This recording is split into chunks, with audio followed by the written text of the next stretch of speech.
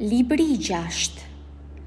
Lënda e universit është e butë dhe epshme, dhe logos që e drejton nuk ka arsye për të bërë keq, nuk e njeh të keqen, nuk bën keq dhe asgjë nuk dëmtohet prej saj.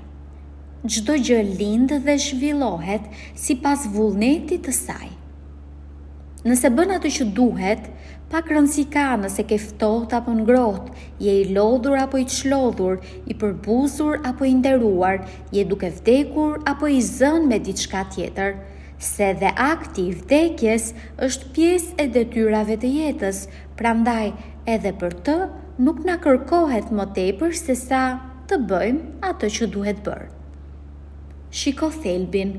Nuk duhet të shpëtojë natyra e vërtetë e gjërave apo vlera e tyre. Së shpejti, gjithçka që ekziston do të transformohet përmes sublimimit, nëse gjithë gjërat bëhen një, ose përmes shpërhapjes. Logos, që gjithçka kontrollon, e di ku qëndron, çfarë duhet të bëjë dhe me çfarë duhet të punojë. Hakmarrja më e mirë është që të mos përgjigjesh me të njëjtën monedhë. Të kalosh nga një vepër e mirë tek tjetra, me Zotin gjithmonë në mendje, vetëm te kjo gjeje kënaqësinë dhe prehjen. Mendja është ajo që vetë zgjohet dhe vetë drejtohet, bën me veten dhe gjithçka që përjeton atë që dëshiron. Gjithçka realizohet nga natyra, jo nga ndonjë gjë përtej saj, ose brenda saj, ose të shkëputur prej saj. Ose një mishmash lëmsh dhe shpërbërje atomesh, ose unitet, rend, provani. Nëse është e vërtetë e para, pse të dua të jetoj në një kaos e përshtellim të tillë? Pse të më interesojë ndonjë gjë tjetër përveç kthimit sërish në pluhur një ditë? Edhe pse duhet të më mundoj kjo, pse duhet më mundoj në fakt? Shpërbërja do t'jetë fati im çfarëdo që të bëj. Por nëse është e vërtetë alternativa tjetër, unë i përkulem me nderim, qetësi dhe besim, fuqisë që drejton gjithçka. Kur rrethanat të bëjnë që të humbasësh ekuilibrin, ktheu menjëherë tek vetja dhe përpiqu me sa mundesh që të mos e humbasësh ritmin. Do e zotërosh më mirë harmoninë nëse i kthehesh herë pas here.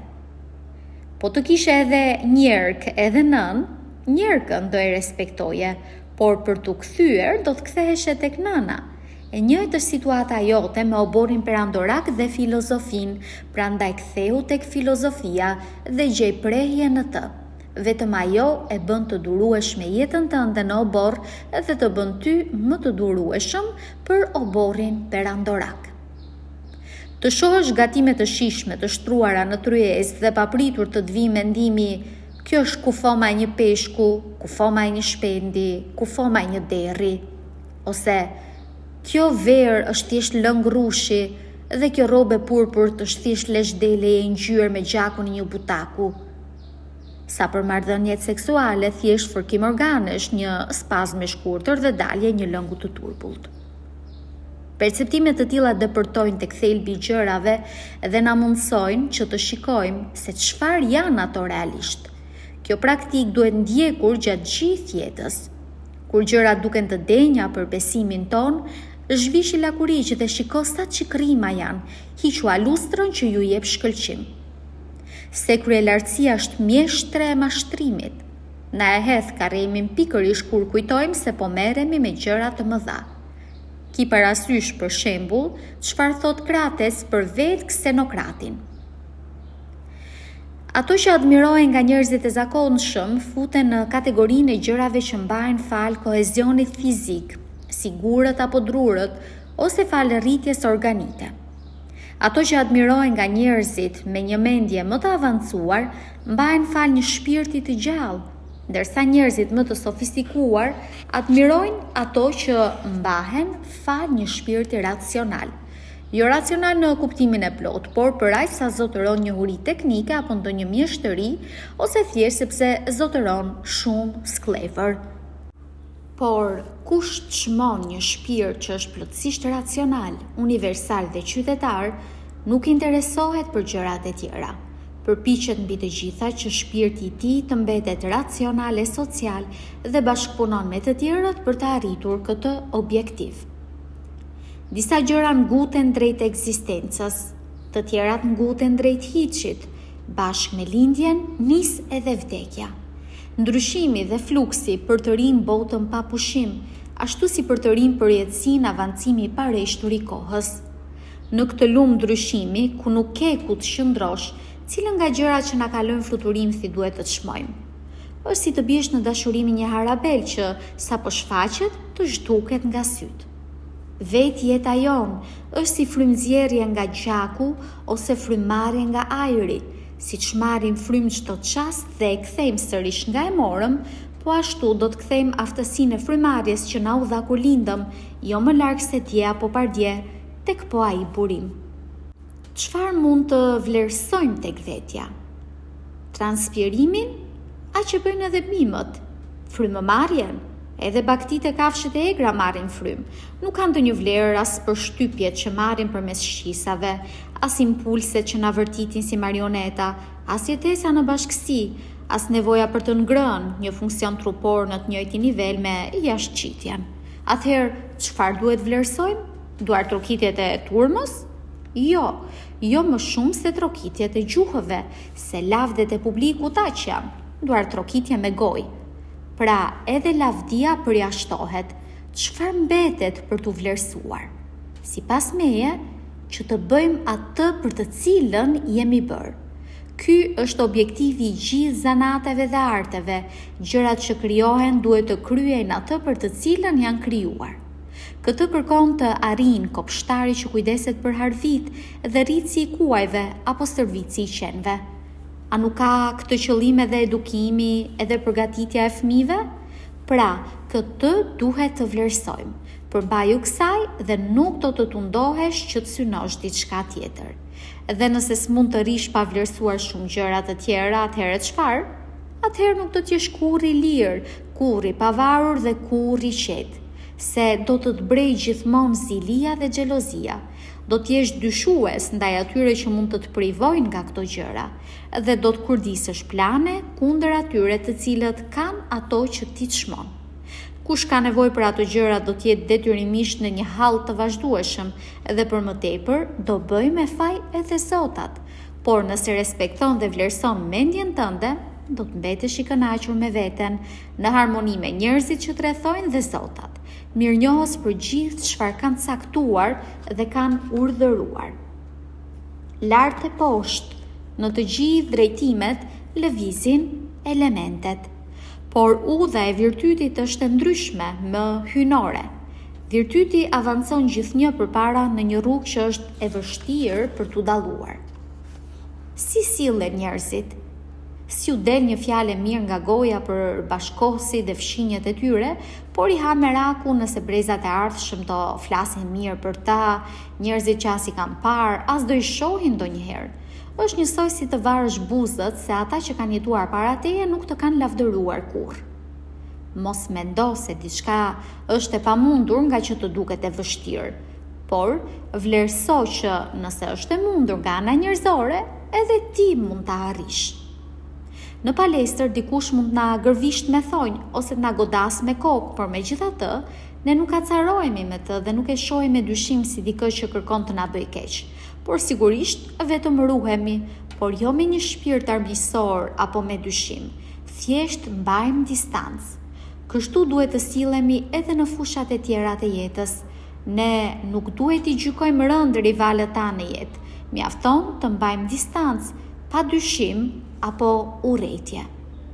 Nëse dikush arrin të më bindë se kam dal nga udha me veprimet dhe mendimet e mia, unë nuk mënoj të ndryshoj, se unë kërkoj të vërtetën dhe vërteta kurrë nuk ka dëmtuar askënd.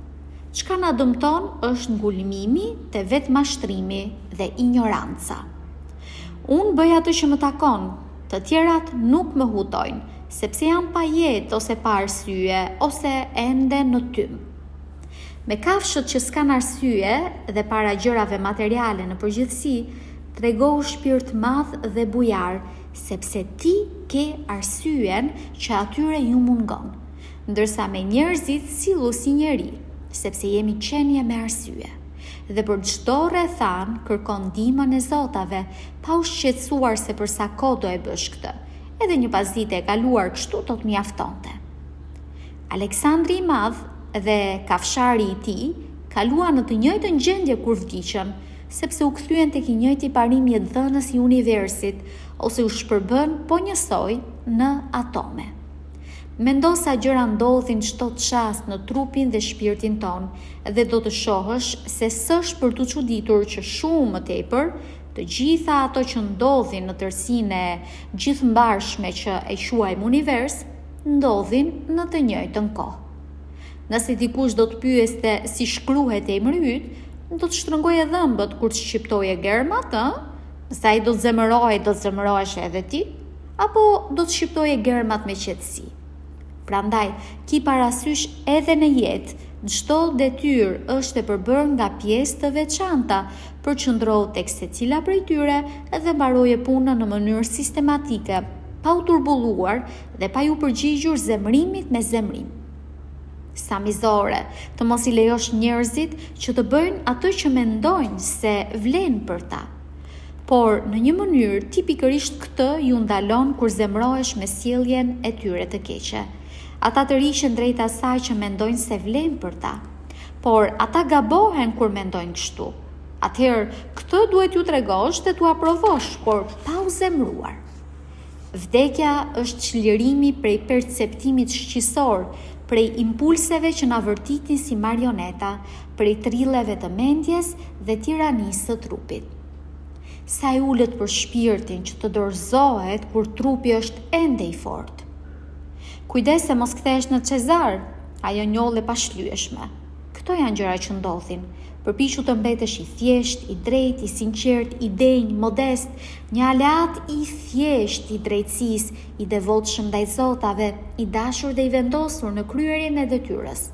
Përpiqu të jesh ashtu siç mëton filozofia të bëj. Ndero zotat, mbro njerëzit.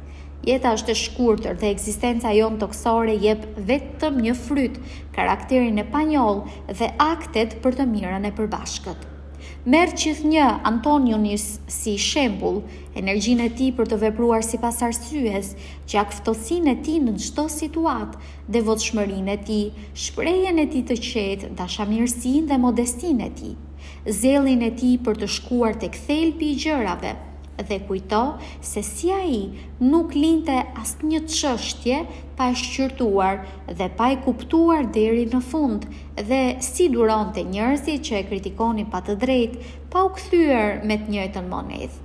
Faktin që kur nuk nxitohej dhe nuk u avinte veshin shpifjeve, sa impret ishte në vlerësimin e karakterit të njerëzve dhe veprimeve të tyre.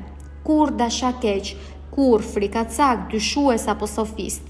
Si kënaqe me pak, për strehimin, shtratin, veshjet, ushqimin, shërbëtorët, sa shumë punonte dhe sa i duruar ishte. Aftësia e tij për të punuar nga mëngjesi deri në mbrëmje, nga që ishte i përkohur në ngrëmje. Nuk i duaj as të kryente nevojat personale përveç se në orën e caktuar. Sa i qëndrueshëm dhe besnik ishte si mik, si toleronte ata që kundërshtonin hapur pikpamjet e tij dhe si gëzohej kur dikush jepte një ide më të mirë se ati, sa i devotshëm ndaj zotave, por pa asnjë grim bestytnie. Ndiq shembullin e tij, që kur të të vijë ora, ndërgjegjja jote të jetë po aq e pastër sa e tij. Zgjohu, eja në vete. Tani që nuk je më në gjumë dhe duke parë se ato që të mundonin ishin vetëm ëndra, shikoje gjithçka rreth vetes si një ëndër. Jam i përbërë nga trupi dhe shpirti. Për trupin të gjithë gjërat janë pa kuptim sepse nuk bën dot dallimin mes tyre, ndërsa për mendjen ka kuptim vetëm aktiviteti i saj që është nën kontrollin e saj, dhe sa për këtë vetëm ato që lidhen me të tashmen. Aktivitetet e saj që i përkasin të shkuarës apo të ardhmes janë gjithashtu pa kuptim. Dhimbja në duar apo në këmbë është e natyrshme nëse këmbët bëjnë punën e këmbëve dhe duart punën e duarve, po kështu është e natyrshme që njeriu të ndjejë dhimbje nëse bën punën e tij si njeri. Dhe nëse është e natyrshme, si mund t'jetë e keqe? Çfarë kënaqësish provojnë hajdutët, perversët, atë vrasësit, tiranët? A i ke vënë re se si profesionistët ndonë se të hapur deri në një farë shkallë ndaj njerëzve të zakonshëm, nuk i shkelin kurrë parimet e zanatit të tyre. A nuk është e çuditshme atëherë që ndërtuesit dhe mjekët të kenë më tepër respekt për parimet e profesionit të tyre sesa njerëzit për arsyen që ndajnë me zotat? Azia dhe Europa, këndet e universit, oqeani, një pikë ujë, mali Atos, një pirg dheu, gjithë e tashmja një pikë në përjetësi. Gjithçka është aq e vogël, aq kalimtare, aq fluturake, gjithçka buron prej saj, mendja universale, drejt për së drejti ose si konsekuencë. Nofullat e luanit, substancat helmuese dhe çdo gjë e dëmshme, si gjembat dhe bataku, janë nën produkte të sëmirës dhe të bukurës. Kështu që mos i shiko si të papajtueshme me atë që nderon, por përqëndrohu tek burimi prej të cilit vjen gjithçka. Nëse ke parë të tashmen, ke parë gjithçka, siç ka qenë që prej fillimit, siç do të jetë për gjithmonë, se të gjithë gjërat kanë të njëjtën prejardhje dhe të njëjtin imazh. Medito shpesh mbi lidhjen dhe ndërvarësinë e gjithë gjërave në univers. Si është ndërthurë gjithçka me gjithçka tjetër në një ndjenjë simpatie të ndërsjell, nga një gjë vjen tjetra dhe gjithë gjërat shtyhen e tërheqin njëra tjetrën dhe marrin frymë së bashku dhe janë një. Përshtatu me mjedisin që të ka caktuar fati dhe duaji njerëzit me të cilët të kanë rënë të jetosh, me gjithë zemër ama. Çdo mjet, vegël apo pajisje funksionon nëse kryen punën për të cilën është bërë. Edhe nëse bërësi i tyre është larg, por në rastin e gjërave të realizuar nga natyra, forca që i krijoi është brenda tyre dhe mbetet atje. Prandaj duhet ta nderojmë atë akoma më shumë, me bindjen që nëse jetojmë dhe veprojmë sipas vullnetit të saj, atëherë çdo gjë brenda nesh përputhet me inteligjencën, si gjithçka tjetër në univers. Nëse ato që nuk varen prej teje i quan të mira ose të këqija, atëherë pashmangshmërisht kur të ndodhe keqja ose nuk të vjen e mira, do të fajsosh zotat dhe do të urresh njerëzit përgjegjës ose ata që sipas teje janë përgjegjës. Zbatimi i këtij kriteri pjell padrejtësi. Nëse gjykojmë si të mira apo të këqija vetëm ato që janë në dorën tonë, atëherë nuk do të kemi pse të fajsojmë zotat apo të trajtojmë të tjerët si armiq. Të gjithë punojnë së bashku për një objektiv final. Disa me ndërgjegje dhe me inteligjencë, të tjerët verbërisht. Besoj se këtë donte të thoshte Herakliti me edhe ata që flenë, punojnë. Edhe ata bashkëpunojnë për atë që ndodh në botë. Disa punonjës në një drejtim, të tjerët në një drejtim tjetër, dhe po aq ndihmojnë edhe ata që ankohen kundër saj që ndodh dhe përpiqen që ta bllokojnë. Universi ka nevojë edhe për njerëz të tillë. Prandaj, të mbetet të vendosësh për kë do të punosh. Por si do që të vendosësh, ti do i hysh në punë forcës që drejton gjithçka dhe ajo do të të bëj vend mes atyre që punojnë për të. Por kujdes se mos vlen jo më tepër se ai vargu qesharak në pjesën që përmend Krisipus. Përpiqet dielli që të bëj punën e shiut? Apo Asklepius, atë të Demetrit? Po yjet, as janë të ndryshëm, por megjithatë bashkëpunojnë për të njëjtin qëllim? Nëse zotat kanë marrë vendime për mua dhe gjërat që duhet të më ndodhin, atëherë vendimet e tyre janë të mira. E vështirë të imagjinosh një zot që merr vendime të këqija. Dhe çfarë motivi mund të kishim për të më bërë keq? Çfarë do përfitonin prej kësaj ata apo universi që është shqetësimi i tyre kryesor? Dhe nëse kanë vendosur asgjë për mua si individ, sigurisht që kanë marrë vendime për të mirën e përgjithshme, dhe çdo gjë që rrjedh prej kësaj duhet ta mirëpres dhe ta përqafoj. Por nëse ata nuk marrin vendime për asgjë, dhe është blasfemi qoftë edhe ta mendosh një gjë të tillë, atëherë le t'i ndërpresim flijimet, lutjet, besimet për Perëndit dhe tërë gjërat e tjera që bëjmë me besimin se Zotat janë afër nesh. Por nëse ata nuk marrin vendime për ne, unë mund të marr vendime për veten dhe mund të gjykoj çfarë është e mirë për mua. Dhe e mira për këdo është që të veproj në përputhje me natyrën e vet. Natyra ime është ajo e një qenjeje racionale dhe sociale. Si Antoninus, qyteti dhe adheu im është Roma, si njeri, bota. Çfarë është mirë për to, është mirë edhe për mua. Çfarëdo që i ndodh një individi është për të mirën e të tërës, dhe kjo do t'ishte e mjaftueshme, por nëse kqyr më me kujdes, do të vërej se ç'është mirë për njërin është mirë edhe për tjetrin. Mirë në kuptimin e përgjithshëm, siç përdoret ky term për gjërat që nuk janë as të mira dhe as të këqija në vetvete. Siç të velin shfaqet në amfiteatër dhe vende të tilla, se i ke parë të përsëritën pa pushim dhe monotonia bën shfaqjen të mërzitshme, kështu ndodh edhe me jetën. Po ato gjëra, po ato shkaqe, lart e poshtë, edhe për sa kohë? Ki parasysh njerëzit nga të gjitha llojet, profesionet, kombësitë dhe racat që kanë vdekur dhe ndiq linjën e tyre deri tek Filistios, Febusi dhe Origanioni. Tani mendo edhe për grupet e tjera. Edhe ne duhet të shkojmë në atë botë tjetër ku tashmë prehen po aq orator të fuqishëm, aq filozof me peshë, Herakliti, Pitagora, Sokrati dhe aq heronj të kohës së vjetër, ushtar, mbretër e tiran që ju shkuan pas si Eudokus apo Arkimeti, dhe të tjerë shpirtra të mprejt, fisnik dhe të palodhur, ata që talleshin me natyrën fluturake të jetës e njerëzit, si Menipus dhe kallopi i tij.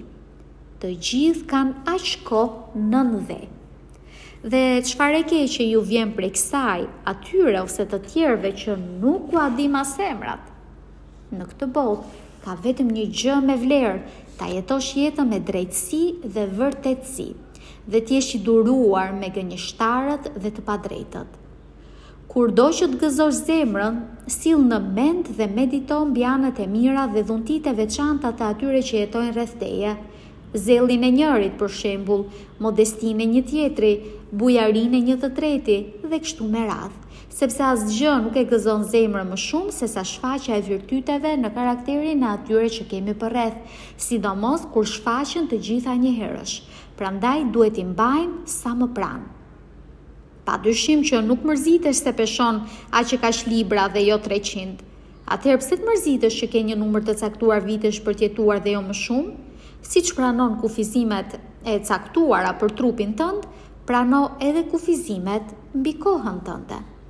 Bëj çmos që ti bindesh të tjerët, por vepro edhe kundër vullnetit të tyre nëse këtë kërkon drejtësia. Nëse të pengojnë me forcë, ruaj gjak ftohtësinë dhe mirëprite kundërshtimin e tyre si një rast për të shfaqur virtyte të tjera. Ki parasysh se impulsi yt varej nga rrethanat dhe ti nuk synoje të pamundurën, vetëm që të ushtrojë një impuls të varur nga rrethanat caktuara. Dhe kësaj ja arrite. Çka synojmë, arrihet. Kush mëton lavdin mendon se e mira e tij varet nga çfarë thon apo bëjnë të tjerët, për kë mëton kënaqësinë nga ndjesitë personale. Dhe njeriu me mend të mirën e pret nga ato që bën vetë. Është në dorën tonë që të mos kemi asnjë opinion për një gjë të caktuar, sepse gjërat nuk kanë një natyrë të atill që t'i japin formë gjykimit tonë. Stërvitu që të dëgjosh me vëmendje çfarë thon të tjerët, bëj çmos që të hysh në mendjen e tyre. Çfarë nuk është e dobishme për hojet, nuk është e dobishme as për bletën. Nëse ekuipazhi flet keq për kapitenin ose të sëmurët për mjekun e tyre, atëherë autoritetin e kujt do të pranojnë? Si mund të garantohet siguria e ekuipazhit apo shëndeti i pacientëve? Sa prej atyre që erdhën në botë me mua, tashmë e kanë lënë atë. Mjalti duket i hidhur për të sëmurët me verdhës. Kush vuan nga tërbimi e ka të me ruin, dhe për fëmijës s'ka më të bukur se topi. Atëherë, pse të zemrohesh? Apo mendon se falsiteti është më pak i fuqishëm se vreri apo kafshimi i qenit të tërbuar? Askush nuk të pengon dot që të jetosh siç kërkon natyra jote. Nuk mund të ndodhë asgjë që bie ndesh me natyrën universale. çfarë njerëzisht duan që të bëjnë për vete, përse dhe si, sa shpejt koha do të fshijë gjithçka, sa shumë që ka fshirë. Libri 7. Ç'është e keqja? Ajo çka ke parë ka shumë herë. Prandaj, çfarëdo që të ndodh, këtë ki parasysh. Jam po ato gjëra që i ke parë aq herë. Po ato gjëra që mbushin historitë të shkuarës dhe të sotshmes, që mbushin qytetet dhe shtëpit. Nuk ka asgjë të re, gjithçka e njohur dhe kalimtare. Parimet tona kanë jetë, nuk vdesin pa ushuar idetë që i formojnë. Por ti mund t'i ndezësh sërish nëse do. Unë mund të kontrolloj mendimet e mia sipas nevojës. Atëherë, pse të shqetësohem? Çfarë është jashtë mendjes time nuk ka pushtet mbi të. Përvetësoje këtë mësim dhe këmbët e tua nuk do të lëkunden. Është në dorën tënde që ta përtërish jetën, thjesht duke i parë gjërat si dikur, dhe jeta kthehet sërish. Buja bosh e një procesioni, shfaqje teatrale, kopje me bakti, ushtrime ushtarake, një kockë që flake drejt qenve, thërrime që ju hidhen peshqve, mundi milingonave të mbin ngarkuara, ikja mive të friksuar, kukulla që tërhiqen nga fijet, e tillë është jeta. Por në mes të gjithë këtyre, ti duhet të zësh vendin tënd, gjithë hir dhe pa u rrudhur në buzë, duke pasur parasysh se gjithkush vlen aq sa vlen gjërat të cilave ju përkushtohet. Në një bisedë pesho çdo fjalë që thuhet dhe në çdo lëvizje shiko çfarë rezulton prej saj. Në rastin e parë, përpiqu të kapësh kuptimin, në të dytin, qëllimin. Është intelekti im i aftë për këtë apo nuk është? Nëse po, do e vë në punë si një instrument të ofruar nga natyra. Nëse jo, do ja kaloj punën një tjetri që mund të bëj më mirë nëse nuk kam rrugë tjetër. Ose do të përpiqem vetë me të gjithë forcat duke thirrur çdo që mund të më ndihmoj për të bërë atë që i nevojitet komunitetit, sepse çfarëdo që bëj, vetëm apo me ndihmën e të tjerëve, vetëm këtë qëllim mund të ketë, të mirën e përgjithshme dhe harmoninë. Sa vetë që dikur ju thureshin lavde tashmë janë harruar, dhe sa prej atyre që ju thurnin lavde janë harruar po ashtu. Mos e ki për turp që të kërkosh ndihmë, si ushtarin në sulm, ti ke një mision për të përmbushur. Po si kur të plagosesh e të duhet një shok për të mbajtur? Pikërisht. Mos e vrit mendjen për të ardhmen. Kur të vi, nëse vjen, do t'jesh armatosur me të njëjtën arsye që përdor edhe në të tashmen. Gjithë gjërat janë të ndërthurura dhe lidhja që i bashkon është e shenjtë, asgjë s'është e huaj për të tjerat. Të gjitha janë rregulluar në mënyrë të harmonishme për të formuar një univers të harmonishëm. Një univers i përbër nga të gjithë gjërat, një Zot i pranishëm tek gjithçka, një lëndë dhe një ligj, një arsye që e ndajnë gjithë krijesat inteligjente. Edhe një e vërtet, nëse vërtet ka një apogje për gjithë krijesat që kanë të njëjtën origjinë dhe të njëjtën arsye. Gjithçka materiale zhduket shpejt në lëndën universale. Gjithçka që shkakton kthehet shpejt tek arsyeja universale dhe shumë shpejt kujtimi i gjithçkaje varroset në përjetësi. Për krijesat racionale të veprosh në përputhje me natyrën është si të veprosh në përputhje me arsyen. Ose je i drejtë, ose do të drejtojnë. Krijesat racionale janë ndaj njëra tjetrës si gjymtyrët e trupit të një organizmi të vetëm, të krijuara për të funksionuar si një trup i vetëm. Kjo ide do të jetë më e qartë për ty nëse i kujton vetes shpesh: jam një gjymtyrë e trupit të përbashkët të formuar nga gjithë qenjet racionale. Por nëse përmes ndryshimit të një germe e quan veten një pjesë, tregon se nuk i do me gjithë zemër të tjerat, i ndihmon duke pasur mendjen tek shpërblimi, se e sheh këtë thjesht si detyrë, jo si një të mirë që i bën vetes. Le të ndodhë çfarëdo incidenti nga jashtë ndaj çfarëdo pjese që mund të dëmtohet prej tij, dhe çka dëmtohet mund të ankohet nëse do. Mua nuk më dëmton nëse nuk e interpretoj si të dëmshëm për mua, dhe është në dorën time që të mendoj kështu. Çfarëdo që mund të thot apo të bëjë një tjetër, detyra ime është që t'jem i mirë, njësoj si kur ari, smeraldi apo purpuri t'i përsëritin vetes. Çfarëdo që të thot apo të bëjë një tjetër, detyra ime është që t'jem smerald ose ar ose purpur dhe të ruaj ngjyrën time. Mendja kur nuk shqetëson veten, kur nuk zgjon frikë tek vetja apo dëshira. Nëse një tjetër mund ta friksoj apo ta lëndoj, le ta bëj, sepse ajo vetë nuk do të ushtrojë gjykimin e saj në një mënyrë të tillë që t'ju dorëzohet ndjenjave të tilla.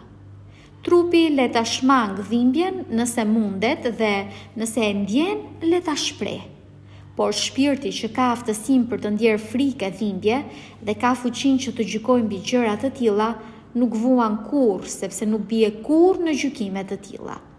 Mendjes në vetvete nuk i mungon asgjë, përveç nevojave që krijon vetë, po kështu asgjë nuk e shqetëson dhe asgjë nuk e pengon, përveç shqetësimeve dhe pengesave që po vetë krijon.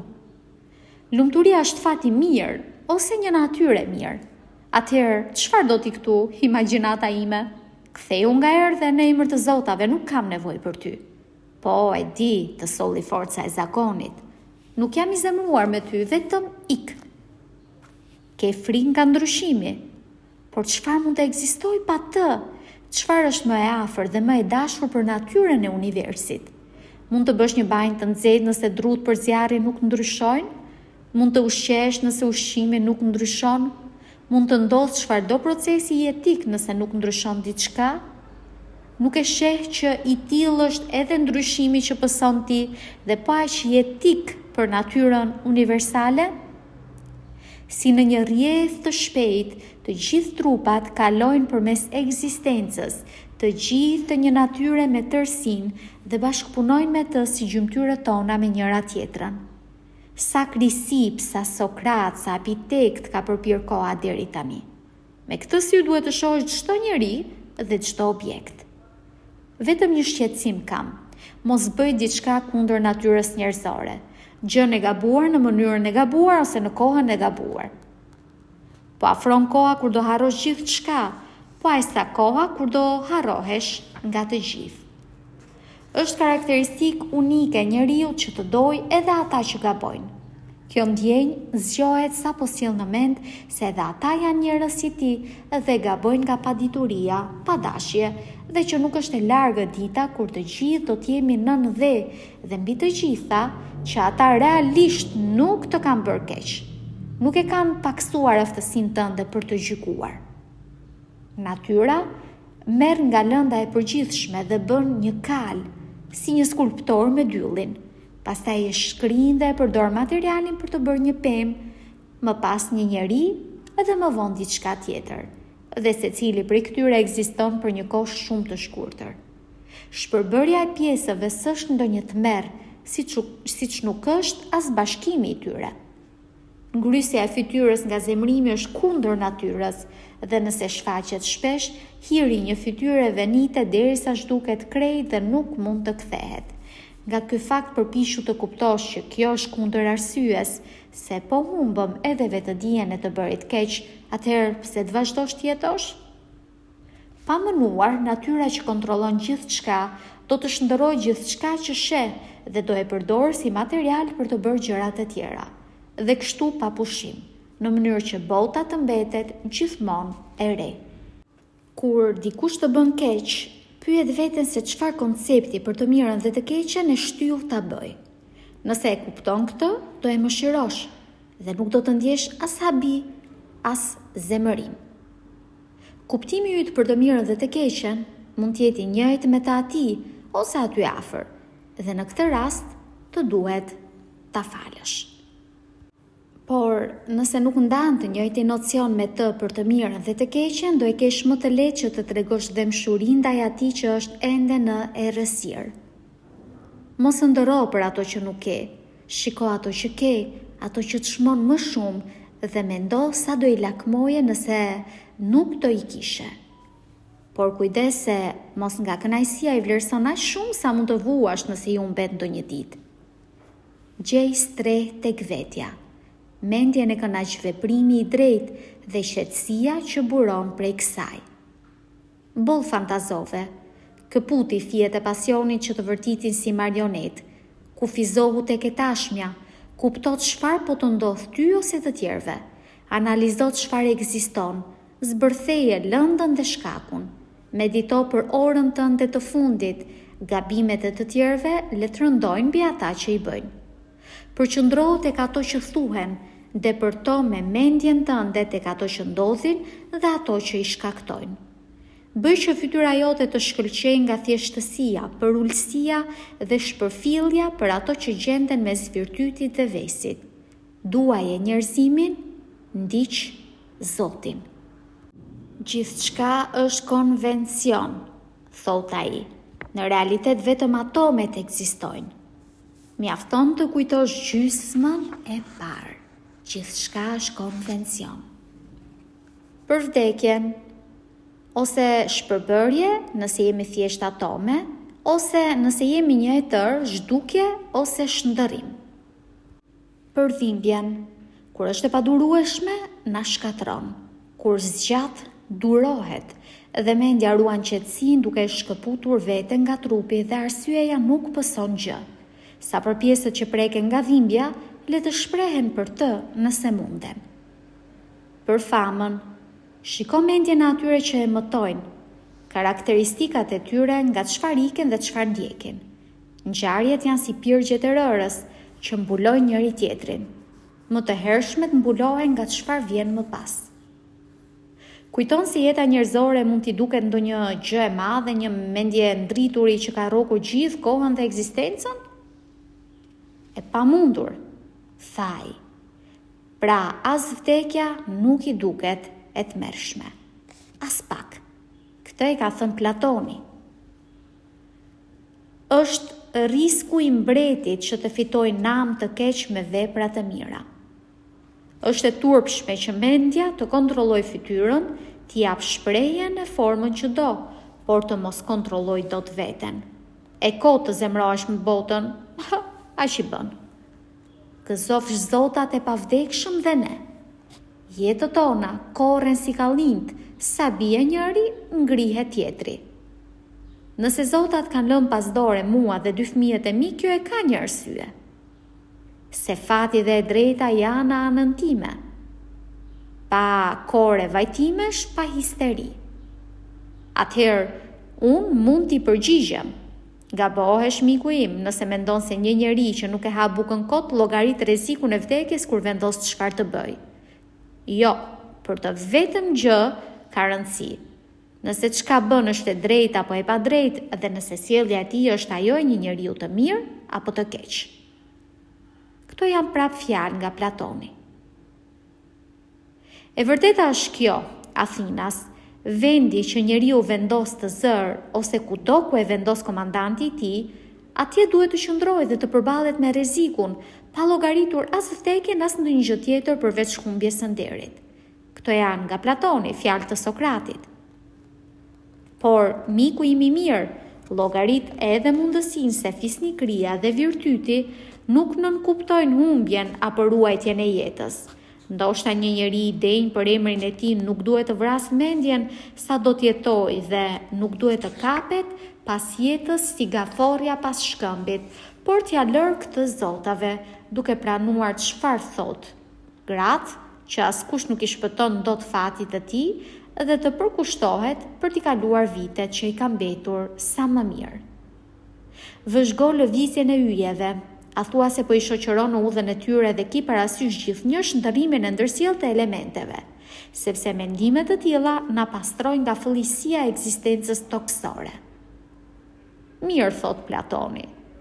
Kushdo që të flasë për njerëzimin duhet i shohë gjërat e tokës nga lart poshtë, kopej, ushtri, fusha, martesa, ndarje, lindje, vdekje, gjykata të zhurmshme, vende të shkreta, njerëz të huaj lloj-lloj, festa, ditë zije, tregje, kjo përzierje e gjithëmbarshme, një harmoni të kundërtash.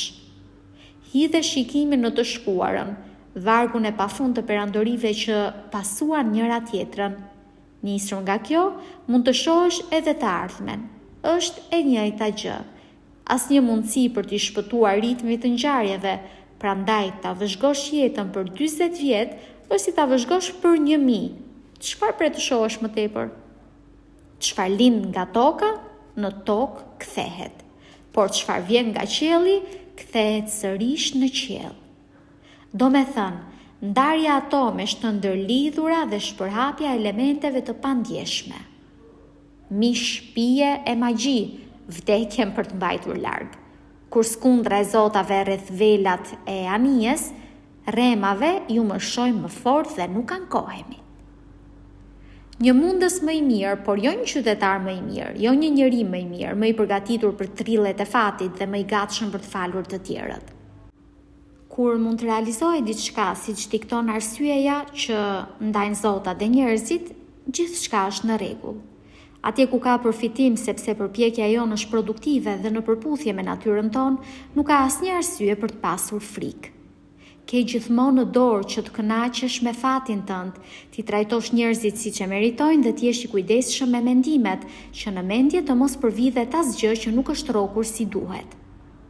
Mos u kthej që të shohësh çfarë mendojnë të tjerët, por vështro drejt atje ku të çon natyra universale, përmes gjërave që të ndodhin, edhe natyra jote, përmes atyre që duhet të bësh. Sikush duhet të bëjë atë për të cilën është krijuar. Gjithë gjërat e tjera u krijuan për hir të qenieve racionale. Si në çdo aspekt, rendi i ulët ekziston për rendin e lartë dhe qenjet racionale ekzistojnë për njëra tjetrën. Parimi kryesor në formimin e njeriut është parimi social. E dyta, rezistenca ndaj impulseve të trupit. Sepse çfarë drejtohen nga arsyeja dhe inteligjenca, ka fuqinë që të shkëputet dhe të mos jepet para impulseve dhe sensacioneve, të cilat i përkasin natyrës kafshërore. Intelekti kërkon të jetë padroni dhe jo sklavi i tyre, dhe me të drejtë se atij i takon sipas natyrës. Dhe e treta është që të shmangim rrëmbimin dhe naivitetin. Mendja që rrok këtë dhe vazhdon përpara nuk ka pse të lëkundet. Mendo si kur ke vdekur e jetove jetën. Kohën që të ka mbetur, shikoje si dhurat dhe jetoje në përputhje me natyrën. Duaj vetëm atë që të ndodh, atë që është shkruar nga fati, ka më mirë për ty. Përballë çdo gjëje që ndodh, ki parasysh ata, që kur ju ndodhen të njëjtat gjëra, ndjen tronditje, tërbim, mëri. Dhe ku janë ata tani? Askund. Si ata do që t'jesh. Pse të mos ja lësh këto shpërthime emocionale atyre që kontrollojnë apo hutohen prej tyre dhe të shfrytëzosh sa më mirë çdo situatë për të krijuar diçka të bukur, sepse mund ta shfrytëzosh, mund ta trajtosh si lëndë të parë. Vetëm ki kujdes që të mos bësh asgjë të padenj për emrin tënd. Dhe kur të duhet të zgjedhësh, ki parasysh se rëndësia ka qëllim në veprim. Gërmo brenda vetes, brenda teje gjendet gurra e të mirës, për aq kohë sa do të gërmosh, nuk do të shteroj. Çfarë i duhet trupit është stabiliteti, në lëvizje apo në prehje. Harmoni dhe bukurinë që i siguron mendja fytyrës, për këto ka nevojë edhe trupi, por kjo duhet të vijë natyrshëm. Arti i tjetuarit i ngjan më tepër mundjes se sa kërcimit. Duhet jesh gjithnjë i gatshëm dhe i palëkundur për të përballur me çfarëdo që ndodh, sado e papritur ajo qoftë. Shiko kush janë realisht njerëzit, aprovimin e të cilëve lakmon dhe çfarë kanë në mendje. Sepse nëse shikon nga burojnë gjykimet dhe veprimet e tyre, nuk do i bësh me faj kur gabojnë pa dashje dhe nuk do të kesh nevojë për aprovimin e tyre. Kundër vullnetit të tij, shpirti privohet nga e vërteta. E njëjta gjë vlen edhe për drejtësinë, vetkontrollin, mirësinë. Kjo duhet pasur parasysh. Të bën më zemërgjerë me të gjithë. Sa herë që ndjen dhimbje, ki parasysh se dhimbja s'është turp dhe nuk ta degradon intelektin, nuk e dëmton aftësinë për të arsyetuar ose për të përmbushur detyrimet sociale. Në shumicën e rasteve të vinë në ndihmë fjalët e Epikurit që dhimbja nuk është as e padurueshme as e pafund, nëse ke arsye dhe nëse ke parasysh kufijtë e saj dhe nuk i zmadhon me imagjinatën tënde. Dhe ki parasysh gjithashtu se dhimbja vjen e maskuar, si përgjumje, zjarrmi, mungesë oreksi, sa herë që të shqetësojnë gjëra të tilla thuaj i vetes, po jepem dhimbjes. Ki kujdes që të mos ndjesh për mizantropët ato që ndjejnë ata për njerëzit.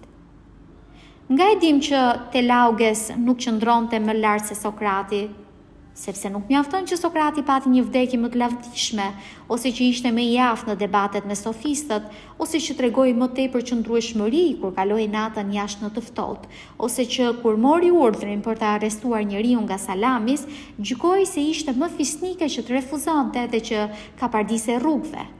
Rëndësi ka çfarë shpirti kishte. Rëndësi ka nëse kënaqej duke qenë i drejtë ndaj njerëzve dhe i devotshëm ndaj zotave, nëse lejonte që likësia e të tjerëve ta zemronte dhe ignoranca e tyre ta skllavëronte, dhe a pranonte çfarë i kishte caktuar fati, duke mos e parë si diçka të panatyrshme apo të padurueshme, ndërkohë që ruante mendjen nga pasionet e trupit? Natyra nuk i ndërthuri gjërat në një mënyrë aq të koklavitur sa njeriu të mos caktojë dot kufitë e tij dhe të mos ketë në dorë çfarë i takon. Është krejt e mundur që të jesh një njeri i virtytshëm dhe të mos e vë re askush. Mos e harro këtë. Dhe mos harro gjithashtu që për të qenë i lumtur nuk të duhet shumë. Mbase nuk shpreson më që të shkëlqesh në dialektik apo fizik, por kjo s'do të thotë që nuk mund të jesh njeri i lirë, modest, altruist dhe i bindur ndaj Zotit. Është në dorën tënde që ta jetosh jetën me qetësi. Pas një shtrëngim, edhe nëse gjithë bota bërtet kundër teje, edhe nëse bishat shqyen fije këtë trup të mirë që të mbështjell. Si mund ta pengojnë gjithë këto mendjen tënde që të ruaj qetësinë, mendjen që vlerëson me vërtetësi çka të rrethon, e gatshme për të shfrytzuar çfarëdo që ndodh. Kështu që gjykimi mund t'i thotë rrethanës, ja çfarë je realisht pavarësisht si dukesh. Dhe sensi praktik mund të shtoj, pikërisht ty po të kërkoja. Sepse për mua çdo moment është një shans për të ushtruar virtytin racional dhe atë qytetar, me një fjalë, artin që njerëzit ndajnë me Zotat. Se gjithçka që ndodh lidhet me Zotin apo njeriun, nuk është diçka e re dhe e vështirë për t'u trajtuar, por e njohur dhe e lehtë për t'u përpunuar. Të jetosh çdo ditë si të ishte e fundit, pa rrëmbim, pa plogështi apo shtirje. Kjo është përsosmëria e karakterit. Zotat janë të përjetshëm dhe megjithatë nuk duken të acaruar që ju duhet të durojnë në përjetësi aq shumë qenie njerëzore dhe sjelljen e tyre. Jo vetëm që i durojnë, por kujdesen aktivisht për ta. Dhe ti, që je në buzë të varrit, ende refuzon që të kujdesesh për ta, ndonë se je dhe vetë një prej atyre krijesave të mjera? Sa absurde përpjekja për të shmangur ligësinë të tjerëve. Është e pamundur, mjafton përpjekja për të shmangur tënden. Sa herë që forca e cila na bën racional dhe social has në diçka që nuk është as racionale dhe as sociale, e gjykon me të drejtë si më të ulët. Kur bën një të mirë dhe një tjetër ka përfituar prej saj, pse kërkon më shumë? Bëjmë budallënt. Kështu, edhe ti kështu do të bësh? Për bujë apo po kërkon shpërblim? Askush nuk lodhet me të mirat që i vijnë nga të tjerët. Të bësh mirë është në përputhje me natyrën, kështu që kur mos u lodh me të mirat që vijnë nga të tjerët derisa edhe ti je burim i të mirash për ta. Natyra ndjeu shtysën për të krijuar universin, ose gjithçka që ekziston është vijim logjik i kësaj, ose edhe gjërat më të rëndësishme që mbajnë vulën e arsyes universale janë në thelb krejt pa kuptim. Kujto këtë dhe do t'jesh më i qetë përballë situatave të ndryshme.